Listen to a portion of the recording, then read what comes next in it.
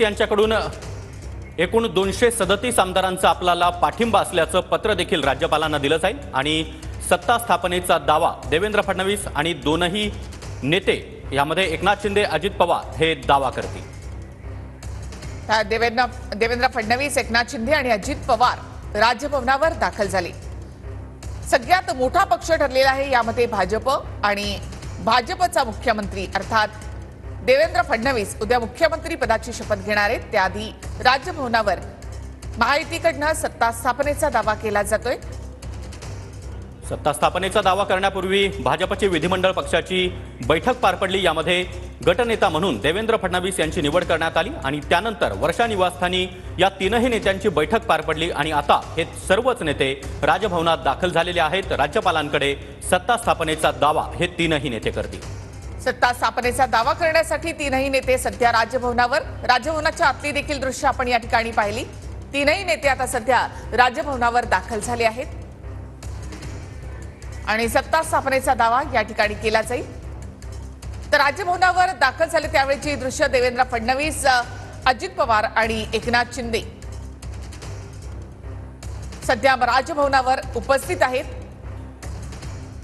राजभवनामध्ये दाखल झाले त्यावेळची ही दृश्य आपण या ठिकाणी पाहतोय। भाजपचे काही नेते इथे उपस्थित आहेत। तर भाजपकडून आशिष शेलार तसंच शिंदेकडून उदय सामंत हे देखील राजभवनावर आता उपस्थित आहेत। गिरीश महाजन भाजपचे हे देखील राजभवनावर। तर अजित पवार यांच्याकडून सुनील तटकरे, धनंजय मुंडे हे देखील राजभवनावर पोहोचलेले आहेत आणि महायुती म्हणून सत्ता स्थापनेचा दावा या ठिकाणी केला जातोय। नक्कीच तर भाजपचे 132 आमदार, शिवसेनेचे 57 आमदार आणि अजित पवारांचे 41 आमदार असं मिळून महायुतीचं संख्याबळ आहे 232 आणि इतरही मित्रपक्ष आणि अपक्षांचा पाठिंबा हे महायुतीचं संख्याबळ 237 वर जात आहे आणि या सर्व आमदारांचा पाठिंब्याचं पत्र देवेंद्र फडणवीस हे राज्यपालांना देतील आणि सत्ता स्थापनेचा दावा ते करतील।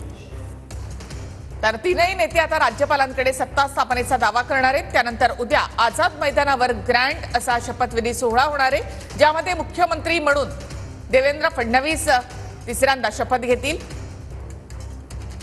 तर दोन्ही पक्षांचे उपमुख्यमंत्री सुद्धा या ठिकाणी शपथ घेणार आहेत। राज्यामधला फॉर्म्युला तसाच राहणार आहे, एक मुख्यमंत्री आणि दोन उपमुख्यमंत्री।